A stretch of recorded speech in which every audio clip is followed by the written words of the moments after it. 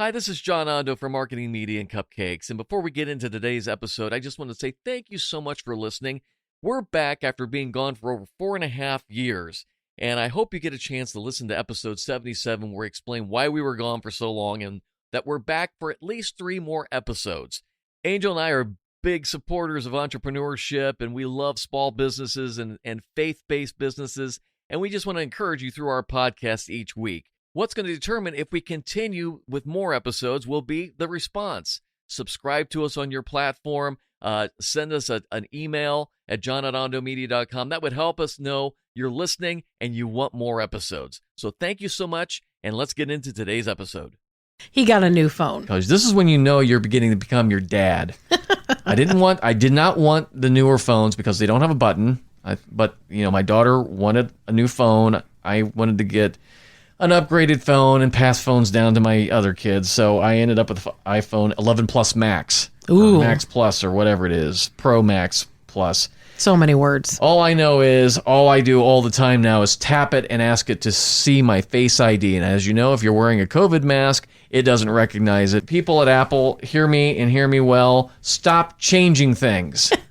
John doesn't like it when people change things. Pianos have been the same for 500-600 years. Hammers, things like that, basic tools. Once you find it works, you leave it alone. No. This is the small business podcast that is sweeter than all the rest. Marketing, media, and cupcakes. Welcome to Marketing, Media, and Cupcakes. Hi, I'm John Ondo. I am a filmmaker and a media consultant. Along with me is my beautiful wife, Angel. Hi there. And she does a customer service thing with a Fortune 500 company. Everybody who calls and orders things from this big company talks to probably somebody you've trained in some areas. In some degree. I just think I can't. I think we really just need to. I don't know what I am anymore. But you're a customer service person. I am not. That's the thing. I mean. But you are, well, by nature, yes. Yes, well, that's my point. But not by definition any longer. I get that. I work in the Department of Customer Service. Yes. I am responsible for training, documentation. But you're very good at customer service. I am. When we talk, very good. When people like we had to talk to, let's just rake somebody under a table who can pull the plug on our business. We have GoDaddy.com for the Ondo Media website. Oh, sweet sugar. And we've had to deal with their customer service because of an issue, not of anyone's fault. Not their fault at all. How was their customer service? Phenomenal. Why do you say that? Michael, shout out Michael. God love you. Michael did everything right that he was supposed to do. He continually was checking in. We were on the phone for an hour and 15 minutes. Still didn't have the situation fixed. Every time he'd have to put me on hold, he'd come back and check in and say, "I'm so sorry about this. I have to do this." And I said, "Hey, it's fine. No worries." But you felt as a customer, he was attending to your needs. He was literally going above and beyond to try to fix the mucked up scenario that I created. And it was of my doing, and he was trying to fix it. And he listened with intent. I think he was a little newer simply because he wasn't as quick from how to solve it. But I had no issue with that hour and a half because I didn't realize it was that long.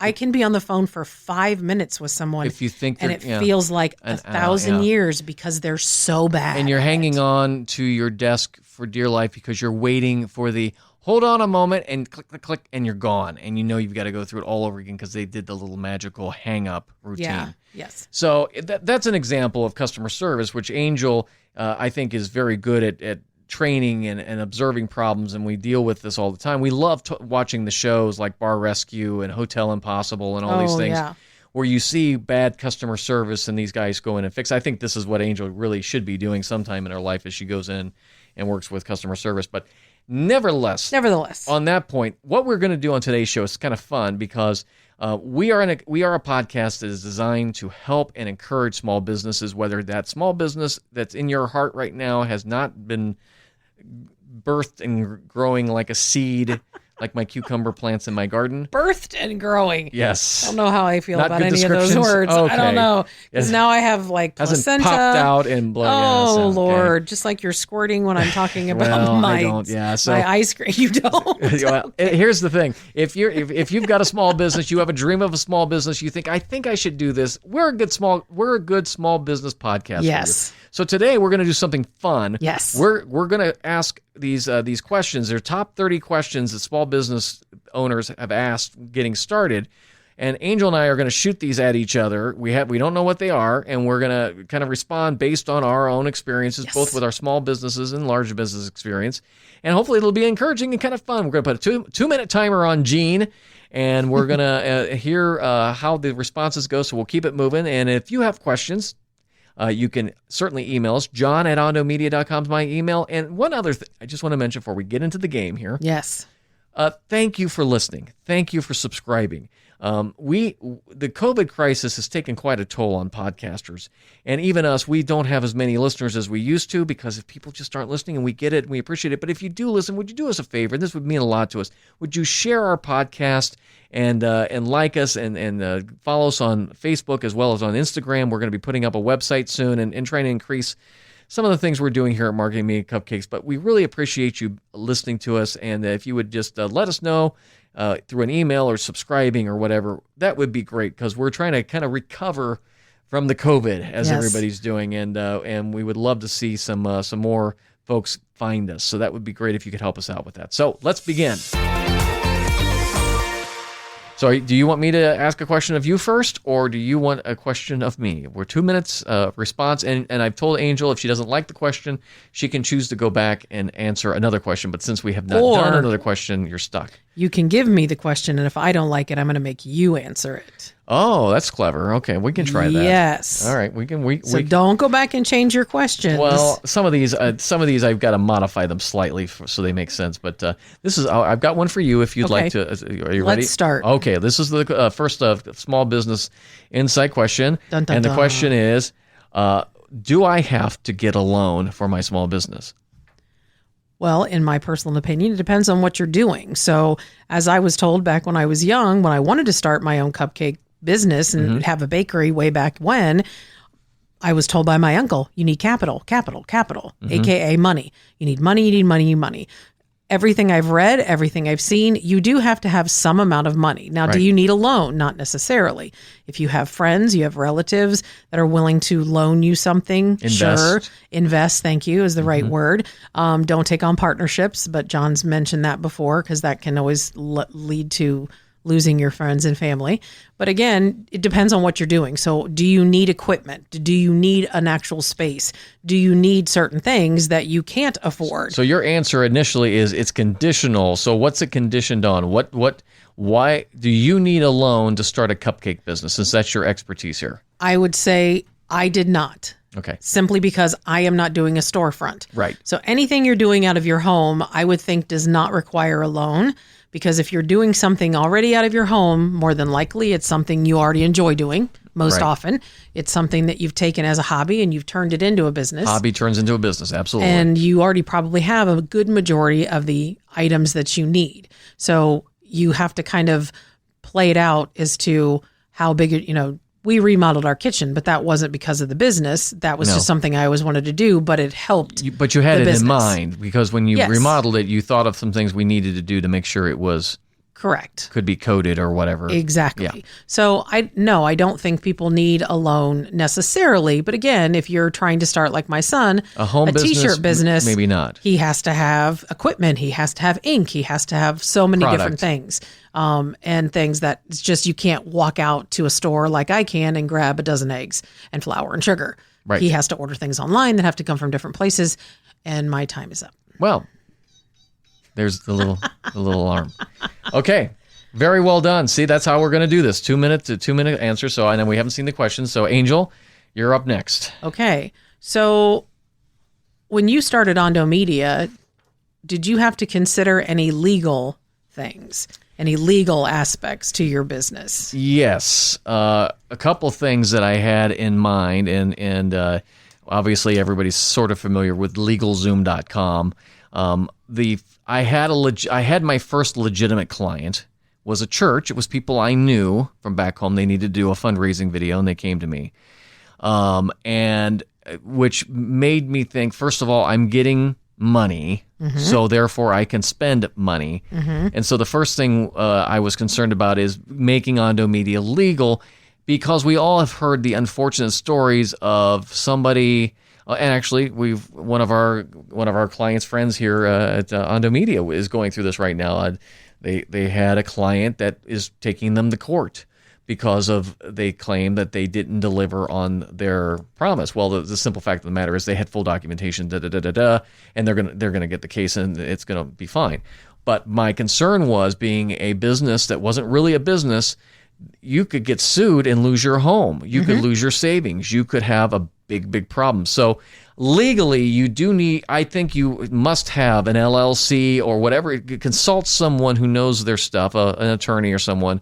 LegalZoom is fine, but just make sure you get what you need. I spent maybe $300 or $400 to get the documentations. You don't have to spend. I don't think you spent hardly anything to make. No, I didn't, because there's a lot of things that are on there that are free that you can go out and find. But I definitely think running it under the table for too long puts you at risk, puts your family and your finances at risk. So I do suggest you make the minor investment of getting LLC'd or something, so you have protection from your keeping separation between your home and your business. Exactly. So now I got to look okay, so here is, what was the one I just had here? Oh, I just lost it.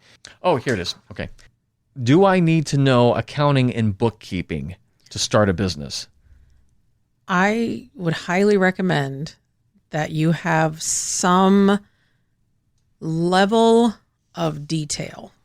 And if you are not a detail person, then you definitely need to find a program that will help you get to those details, or you will have to invest in someone who can. So give me an idea, as somebody who's thinking about starting a business. I have a talent for something. I like building or doing something. What am I going to need to keep records of, receipts of, expenses of? What am I required? All of it. Okay. I mean, does it have to be paper, or can it be scanned on my phone? It can be scanned. Okay. As if you have a repository to put things in, you can scan everything. Not a suppository. Okay. But again, I work again because of my current full-time job and what I have to do, and when I travel and things and expenses, and what I have to make sure that I am able to speak to.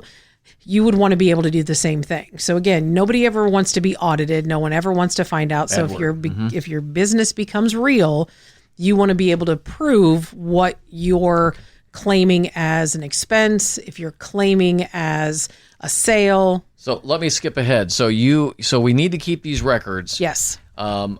There's things like FreshBooks and QuickBooks and Quicken and so forth. Yes. And some of them some people use it for their home. Correct. So if you enjoy doing taxes, you'll probably be okay. Yes. If you're somebody who cannot figure out your accounting program for your bank, and this is going to be a problem, right? I would say if you're not somebody who really enjoys, you don't even have to enjoy it, but it's something that you can do. I don't want to ever say it's simple math, because that's dumbing it down too much. There's a little bit more to it, but if you find a program that you can understand, the biggest thing is documentation. It's documenting. So you've got to have the documents or the documentation. That is the biggest thing. So the answer is yes, you're going to need to know something, or you're going to need to know someone. Correct. So that's the biggest. That would just be, yep. Okay. Know something or someone. Okay, your time is up, and I can't get the thing to shut up. Okay, so your question. So this is kind of a silly question, but I still, I liked it. Okay. Because it makes sense. But, well, this is the question I wanted to ask, because I saw it and I just thought it was funny. Can you operate a business out of your home? If you're doing like you do with cupcakes, or I do with marketing and media and Media Create, which is basically a computer, yes. If you're manufacturing rockets for Elon Musk, no, you can't do that from your home. But here's maybe spin this. What are some of the advantages that you have learned from operating out of your home, from a tax perspective, or some of the other advantages, the things that we would call may not have a dollar value but are priceless. I'll just start with the one disadvantage. There is a slight disadvantage for me when a client says, and at least I think it's a disadvantage, when they said, well, I'd like to come in, can I come to your office? And I'm like, well, I work out of my home. Now, that used to be very like, or I work out of a coffee shop. That used to be very negative. Anymore, though, no, and especially since COVID, everybody's working out of their home. So It's not a big deal anymore. I work with, RTY Productions. He was working on jingles for me right now. He works out of his home about 30 minutes from here. I'm working with a great animator up in Youngstown right now.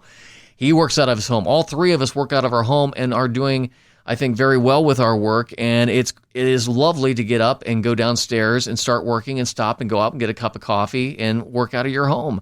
So I think it's a great advantage. And in this day and age where COVID and all this is going on, I would be losing my shirt right now with a building, and I really don't need it. I can work at my computer at my home, do all my work. Now I do have an office set up. It does look, I have a professional setup. When people come down here, they see the awards, they see the edit suite with lots of monitors, and it looks better than a lot of places that have been around. But I have wanted to get a studio. There'd be absolutely no use for me to do that in my case. So your time is up. So yeah, I think working out of your home, if you haven't spent money on an office yet, boy, this is a great time not to go and buy an office. It's really, I love doing what I do, but I know that can't work for everyone. Yes. But if some people will work better under an office, and we've talked about that with COVID. But So what is your social media strategy? So my social media strategy needs a lot of work. I see a lot of different people, especially people that do what I do. And because I think they do it full time, they're literally posting something every day. Mm-hmm. They're posting pictures of things they're making or have made every single day.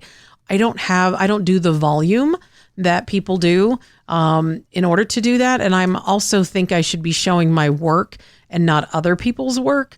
So I probably need a better social media plan or a better social media presence. So let me ask you this. If you had to set 3 goals for social media marketing for Angel's Custom Cupcakes, what would you do? What would be your top things right now you wish you could do? Well, I feel like my message doesn't get, or my information or my site or whatever doesn't really get to all the possible people that it could, because most of the people that end up finding me, I think I can only maybe count 5 people on my one hand that didn't find me, where if I back trace it through, that knew somebody. So it's like if you go 3 levels down, so it's a that's referral. how they saw it, is because the fact that a friend of mine referred them or they liked my page and saw it in their feed. So random people who don't know me or know a friend, they have a hard time finding me.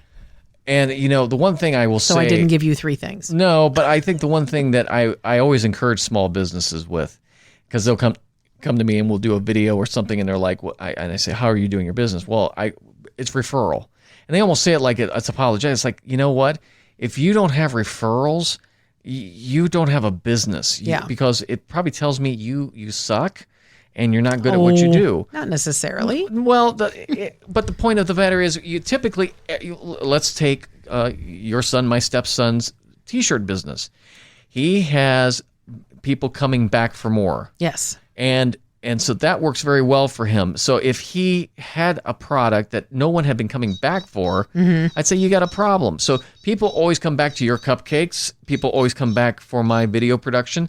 And I think if you've got that, then please don't lose sleep at night. You have a good product. It's just you just want to improve your social media. Yeah. So don't. I would be more. Here's why I always say it. I would be more concerned if you did not have referrals than a social media strategy. If you don't have referrals, a social media strategy is not going to really help you, because there's probably another problem with your business. You're overpriced. Your product's not good. Or something has gone wrong. So that's my 10 cents on that. So, okay, we got a couple more left. Okay. So what do you really do, or what really should you do to market your business? Is Facebook the only way? Is Instagram the only way? Or are there other opportunities that you could Absolutely. So give us some other things outside what we know is the norm. So I'll give you a couple little things, and this may or may not relate. I can only give you stuff because I do filmmaking and video production. So, for example, something we did that we thought would work that did not work is we did a booth at a trade show. Yes. Spent about $5,000. Got nothing out of it. Nothing. And now, was it the wrong year? Was it a lot of different things could still be, but that didn't do anything for us. I thought the trade show, and trade shows are often places you think that's where you get business, and you probably do, but it didn't work for me. Now, on the flip side, Angel's Custom Cupcakes, one of the things we did, I don't know if it generated any more business, but we were offered an opportunity to do a Spring Fest thing where you could sell your cupcakes. And I think it was a great opportunity for people to see the cupcakes and for us to get feedback. I don't know if we got any other business from that, but that's, to me, also marketing. So you can say, what about Facebook? I think Facebook has got a lot of potential.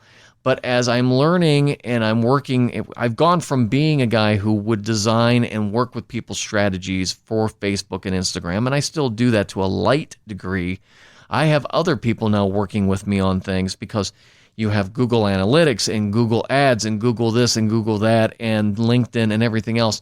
So there's unfortunately a lot of things. It used to be in the old days we could say, let's just buy a TV commercial. Let's just buy a radio commercial. Let's buy a billboard. There's a million different ways you can market, and you've got to know your audience and where they're at. And so, for example, Angel's Custom Cupcakes is located on the east side of Columbus, Ohio. It would do us no good to market things on the west side of Ohio, west side of Columbus, because people aren't going to travel for what we're doing. So so marketing is very tricky. It doesn't have to be expensive, and look at the areas too where you can donate. That's an area I did a lot. I did a lot of donations in the early days of Ondo Media. I would produce simple, like $1,000 or less videos for some nonprofits, and the trade would be, I'd say, I'll produce this video for you at no cost, but I want to be in your program. I want to be up on the wall of the event, and I would also choose the events very wisely. Events that doctors and lawyers and people were at, because I needed to get a return on my investment. That's good business. So. Think in terms of all these things. Could you donate your product to a school event and ask, could I put my logo up? You need to know your audience. So that's my quick 2.5 minute answer on that one. Cool.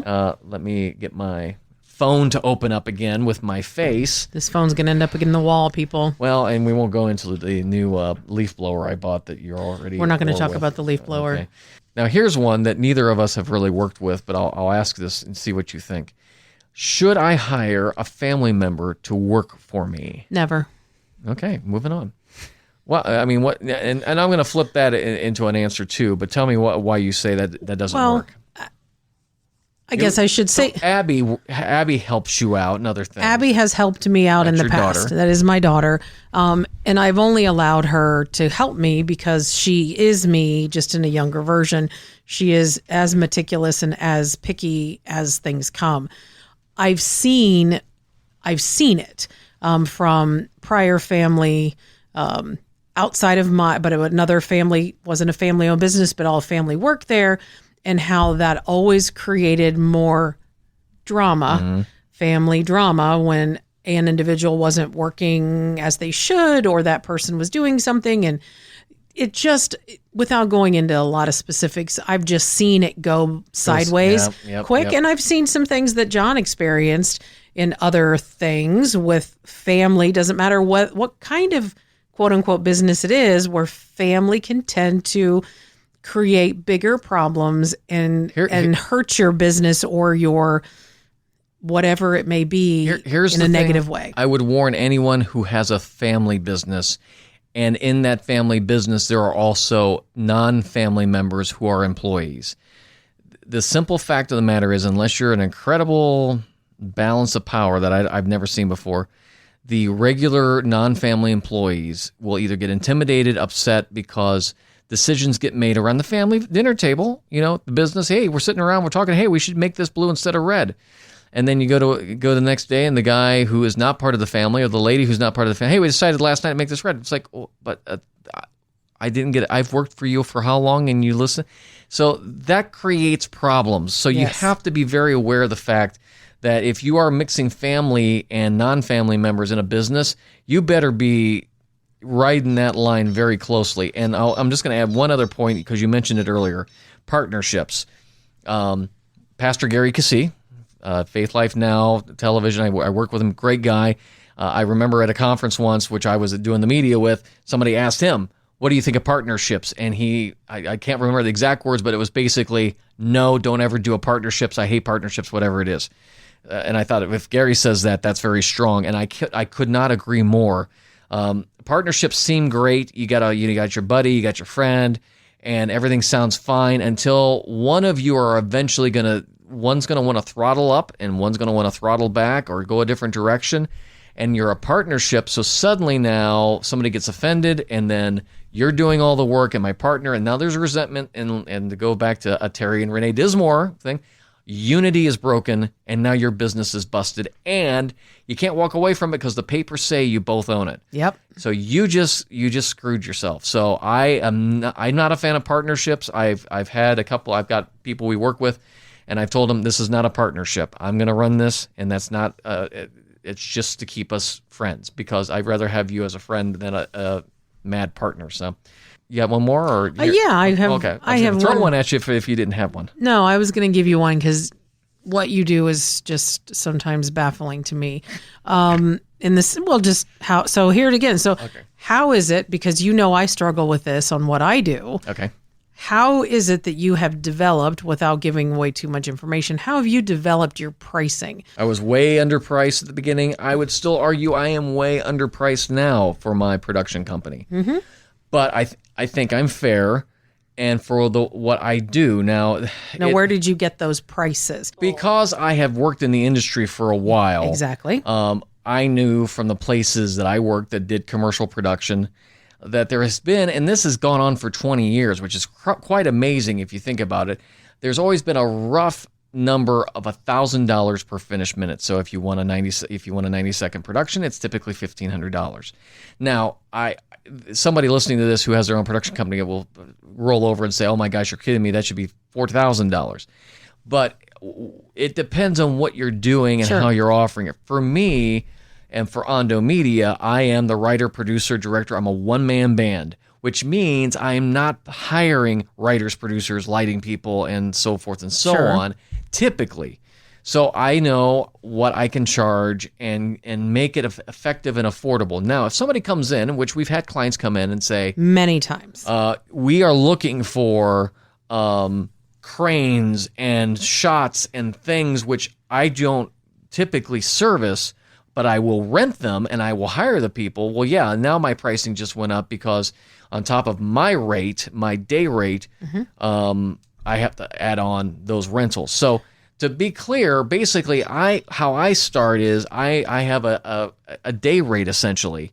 I have my own equipment, and I kind of write that into the cost, but it's basically I've instead of renting equipment, I bought my equipment, I own my equipment, therefore I'm not paying anything else, so just pay me my day rate and you get all that stuff with it. So it's like a freelance concept for me. That may not work for everyone else, but for me, since I don't have the overhead of a facility and additional employees, I'm just looking for you to pay me in what most people will pay in television, anywhere from $1,000 to $2,000 a day for the talent part of this. So let me ask a follow-up to that. Yes. Did you do any what we refer to at work all the time, benchmarking against any other companies or people like you in the area? Because that's always the commentary that, you can only charge, the fancy term, what the market will bear. Right. So here's the other catch to Ondo Media. Although God bless you, Fortune 500 companies, I would love to have your business, ondomedia.com. But for the most part, I don't work well with big businesses because they have a committee and they hand you the script and there's no creativity in the process. I prefer working with smaller clients that have smaller or middle-sized businesses who come in and they say, we don't know anything about this. Would you just be our guy? Instead of us hiring a production person or a video production consultant and putting them on staff, could we just pay you a retainer or have you come in once a year to do our videos. So I'm solving their problem because they don't have the money to put a person on staff. So I'm a great solution because I'm not going to cost $90,000 or $65,000. Well, you don't require benefits and insurance and all the other stuff. So it's a different concept, and it's I'm not trying to compete to get. I would love to have a $40,000 gig every week, but I'm not trying to get that. I'm trying to work with small, medium business and have fun with them. And I know this sounds weird, but this is part of the vision of what I want to do. I've worked my butt off most of my life. And when a client calls me up, like a couple of them did today, and say, hey, we have an idea. Can you help us with this? Oh, my gosh, I'm thrilled to come and help them. Versus, we have a big budget, and we have a script that's been approved by the attorneys, and we're going to make 5,000 changes on the script on you, and you're going to have no creative control. Yeah. Not interested. I would rather make $5,000 and build a project that the client and myself just enjoy seeing, and we solve the problem, than make $40,000 on something that's a pain in the rear end, and it doesn't have any signature of my creativity on it. So to tie this all back around to why we did this today, we just want to we are a podcast that's here to encourage small business. So if you're in a situation where you're thinking, why should I start my business?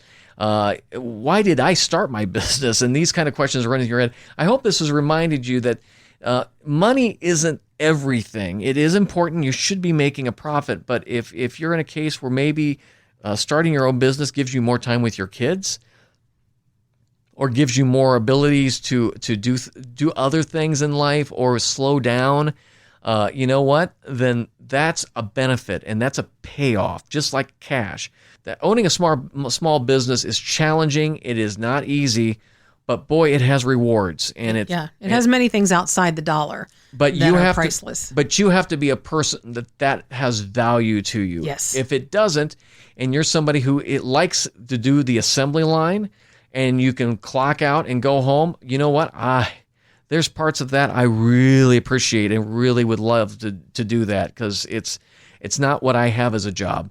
But on the flip side, I have other advantages that people who do assembly lines don't get to do either. So it's not a right or wrong. Nope. It's what is the best fit for you. And if you're somebody who's, as Angel said, wants to drive your car off the road going to work because you don't enjoy your job, there's something wrong, and you should change that. And maybe a business is a good idea. So I have my small business, aka I call it a hobby. And when someone says, why don't you open your own bakery? I don't want the headache, which is why I don't do it. But if someone said to me I could retire and I could go work for someone, because what it really is for me is the activity of doing it. Gotcha. So that for me, it's the action of baking. It's the process of creating. Do I love it when someone says, oh my God, your thing was this or that or great or beautiful or awesome? Of course I do. But I have no problem, and that's just my personality, because I do it every day. I have no problem making other people look good as well. Yeah. Because what I do, the doing is what I enjoy. You're a hero. So if you want to find out more information about our companies, angelscustomcupcakes.com is her cupcake site. If you're in Central Ohio, check her out. And if you are interested in media consulting, churches that need live stream or media consulting, I'm a media influencer is what I kind of titled myself lately. And ondomedia.com is the website for my company. And we do podcast production along with many other things. And we would love to help you out as well. So until next time, keep living the dream. Connect with John and Angel via Facebook and Instagram and let us know your thoughts. Marketing, Media, and Cupcakes is a production of Ondo Media.